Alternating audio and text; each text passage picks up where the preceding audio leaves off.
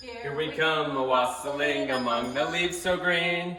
Here we come a-wandering so fair to be seen. Love and joy unto you, and to you your wassail too. And God bless you and send you a happy new year. And God send you a happy new year.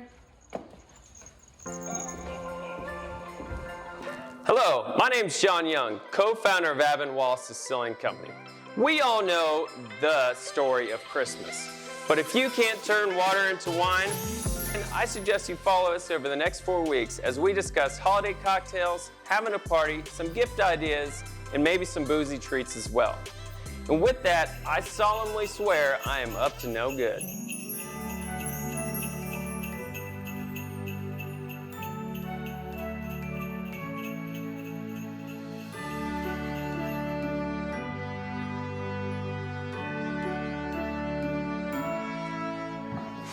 So let's begin. My wife and I came in singing some wassail. What is wassail? It's Old Norse for in good health. Now, the Nordic people used to celebrate the harvest season. A lot of people celebrated harvest season. And you want to sing and drink and dance about a fruitful harvest and bounty so that your family is happy and healthy through the new year.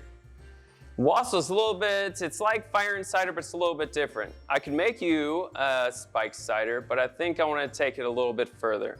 It's under that same mulled wine, hot cider, hot toddy, but I'm going to do a couple tips and tricks and something a little bit different to make sure we're maximizing your flavor. All right, so we need some apple cider. Totally had that. Ready. Big B's. It's on the western slope of Colorado, delicious Colorado apple cider.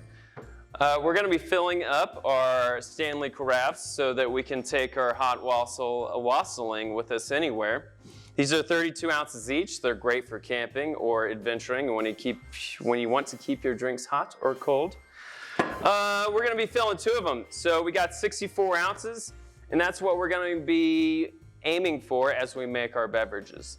So it depends on how you like to drink and what kind of crowd you have, but usually we go for like a 4-to-1 ratio of booze to water or liquid or juice so that we're kind of bringing down the ABV and having it nice and delicious for everyone. But if your family's really annoying or you just like it a little stronger or it's really cold outside, you could do 2-to-1. You know, it's up to you. I definitely suggest trying everything as you go so you're happy with the end product. All right, so we already have some cider in here getting hot. Let's make it hot. I should probably have a measuring cup would be good. Measuring cup. Voila! It's that easy. Isn't it wonderful? All right, so we have 32 ounces in there so far. We need another 32 ounces. So that's 8. I do want to stress that putting the booze in should happen last. If you heat something up with booze in it, you're going to distill the booze off. And there won't be any alcohol left in there. So like mulled wine, I'm not sure how you do that. You don't get it too hot because you don't want to evaporate all the booze and then not have the good stuff in there to drink. So I like to heat up all my ingredients first and then add the booze in there later on so that it doesn't evaporate and you still have that nice warming ethanol in there for you to enjoy. All right, we're gonna go ahead and put some lemon and orange in there. Wow, these things are massive. This is a lemon juicer, but I'm not so sure it was ready for this guy.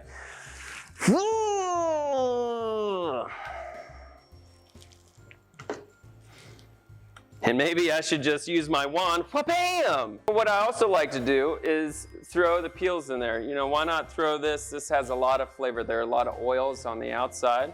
Throw it in there. It looks nice. It'll taste great. All right, so we got the juice of 1 lemon. Top that up with some apple. That's 2. We need 2 more. Let's do a juice and an orange. So the citrus along with the apple juice will really give it a nice, bright, punchy flavor. It'll really liven up your drink. It's not just it's not just the apple juice. You got the nice citrus flavors.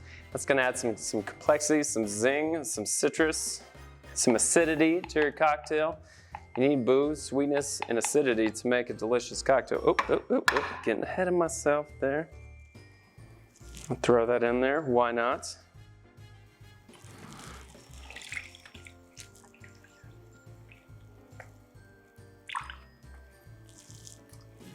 Okay, and those peels have a lot of natural oils in them. So go ahead and throw them in, boil them up, and you'll get some more orangey citrus flavor out of there. All right, we need one more. No, we don't. This one's supposed to be the booze. So you set that aside for the kiddies, just in case they need a little more hot cider. The last one is our alcohol going in there. We cannot forget about that. Actually, we'll need 2 cups there. Okay, and I'd like to throw a little bit of ginger in there. Why not? You know, it'll act to spice things up a little bit. You will strain all this out later on, so I would just cut some nice thin slices.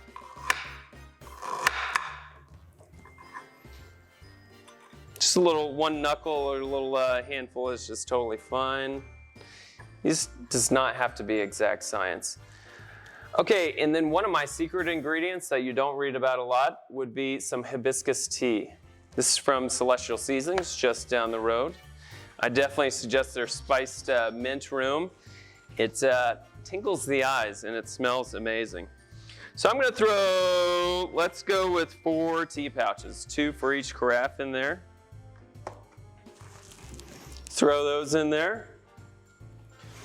Stir it up a little bit. The hibiscus tea will also give it a really nice red holiday color. So if you pour it out, we will have it in the carafe, but if you pour it out, it'll look nice, bright, red, delicious, fun to drink, because it also, it's really important how your cocktail looks. People want it to look beautiful. The hibiscus tea will make that thing pop. All right, so you're gonna heat that up, and then after it's nice and heat and steaming and boiling, we'll take it off the heat and add the alcohol. All right, this wassail is coming up to temperature. It's starting to get some really nice color too. So, as it boils or just begins to boil, I'm gonna take it off the heat. Let it just cool down just for a minute, then we can add the booze to it. Take it off the heat.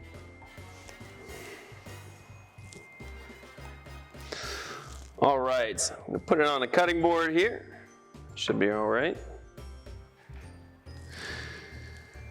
Let it cool down for just a minute because it's still very hot, but it's got a nice pink color and all the citrus is in there. I definitely encourage tasting along the way once again. It's really got a nice tart and sour zing to it, so not your typical hot cider. Now, I think a winter favorite would be the fire or a whiskey in there. It's gonna have that warming sensation all the way down. With the cinnamon and ginger, it's gonna give some nice spice. So you can't go wrong with Longtucky's fire. Some bourbon would be great, but at the distillery, at ABBOTT Wallace Distilling, we really love the LUSCA spice rum. It has an amazing amount of baking spices in there. We start with whole vanilla beans, black cardamom, mace, coriander, allspice, some cloves, cinnamon, ginger, all the fun things you're gonna want in your seasonal cocktail. That is why I also went citrus forward in the drink itself, because we could add a lot of those nice spices with the LUSCA spice rum. So I poured too much cider earlier. Should just send that back into the old jug. That'll be good for later. Get our carafe ready. This is gonna be nice and hot. I think let's go ahead and put the booze in there, and then we can divvy out the wassail between the 2 carafes.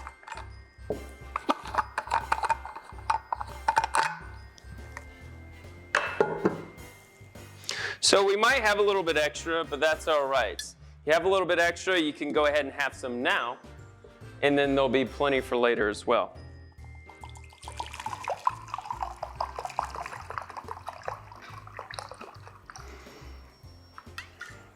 So I ended up going with a 3-to-1 ratio. That'll take this 45% rum down to 15% roughly on the cocktail, which is like a strong glass of wine, but it's cold outside. You're gonna be singing, having a good time with friends. And if you want, put less in there. That's all right. You need to make sure this tastes just right for you.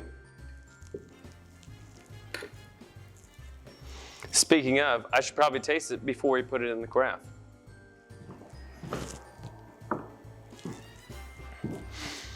Good thing I have some handy dandy Abbott and Wallace rocks glasses. If you don't have some, you can find them at the distillery.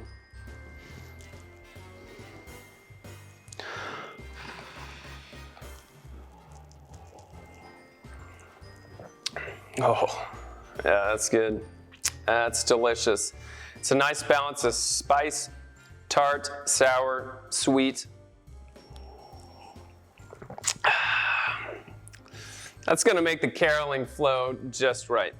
All right, so now we get to the precarious part of the evening. Straining this without a proper strainer into a small hole. Does this seem like a good idea to you? It doesn't feel good to me.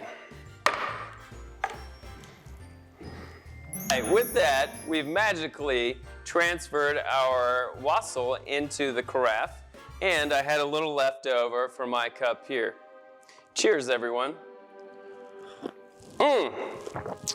It's delicious. Warm, spicy, tart, sour, appley goodness. Nailed it. So with that, let's move on to the next cocktail, butterbeer. Of course, no holiday at Hogwarts is complete without butterbeer. Now, I've scoured the internet looking for the perfect recipe, and most of them look too sweet. Put some caramel flavoring and some cream soda and more sugar. I didn't want to go that way. I thought butterscotch and actual beer were essential for making butterbeer. So to get that rolling, we're gonna make some butterscotch, homemade. Don't buy the shit in the jar.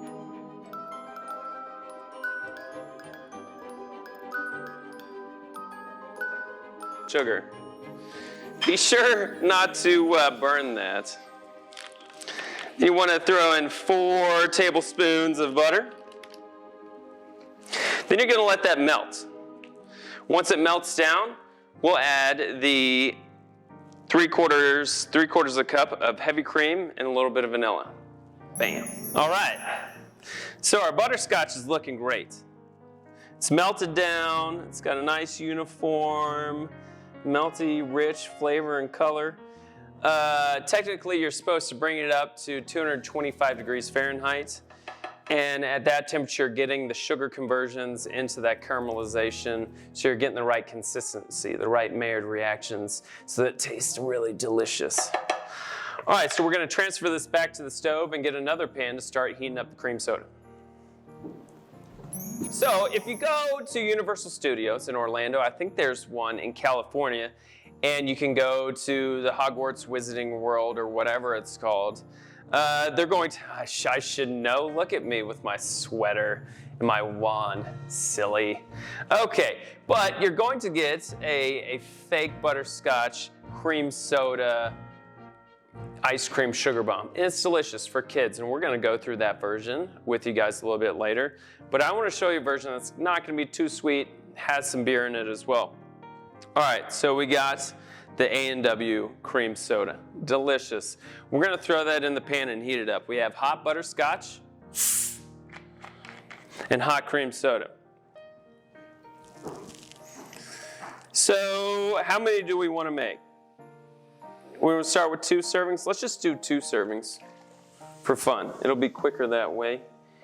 Anyhow, so 4 ounces each, 8 ounces total, 1 cup of cream soda. We're gonna heat that up. Once again. I tried a lot of these recipes with heating the beer up, but you really want to save that carbonation, and also you don't want, once the beer is done in a finished product, you don't want to reheat it or do anything weird to it. It just doesn't taste as good. Heat cream soda up, it's still going to taste like hot cream soda, which is all right to me. So we're going to heat the cream soda up. It's going to lose all the carbonation, but we'll add the beer in, and that'll add those nice fizzy bubbles to it. So while this is heating up, we can measure out the butterscotch.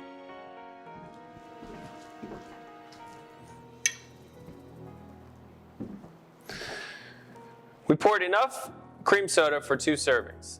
Each serving will have 1 ounce of butterscotch in there. A tablespoon is like half an ounce. Is that right? Seems about right. Chef? I'm just going to go ahead and pour it right in there. So they're hot and ready and mixed, and then we can just pour it in our piping hot mugs and top it off with beer.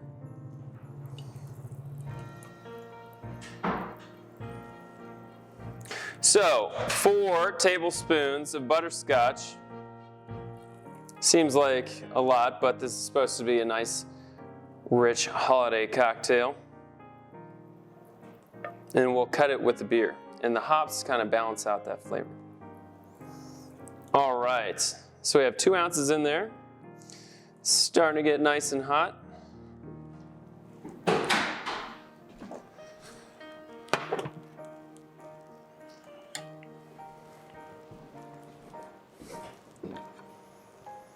Give it a stir.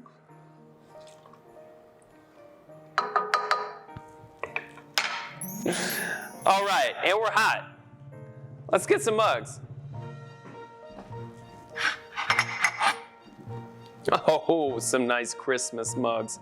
How appropriate. Okay, we made 2 servings. These should be just about the right size. I would just pour straight into it. Try and make them even. This is not a perfect world. It's okay if it's a little off. All right, wonderful.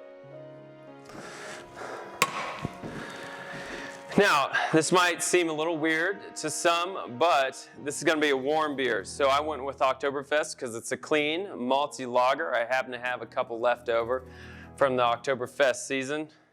No, I don't, I bought some more. But it's a hot drink, so I wanted the warm beer so that once you poured it in there, it'd still be nice and warm for you.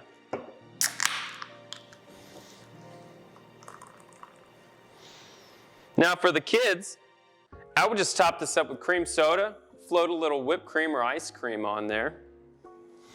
But for the adults, we'll go with beer. And if someone wants a real winter warmer, you can put a little spice rum or bourbon in there, and that would be delicious. So it'll actually help really round out the flavors. Butterbeer. Cheers.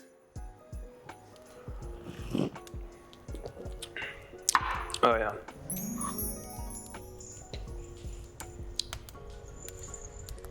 I really can't stay. Baby, it's cold outside.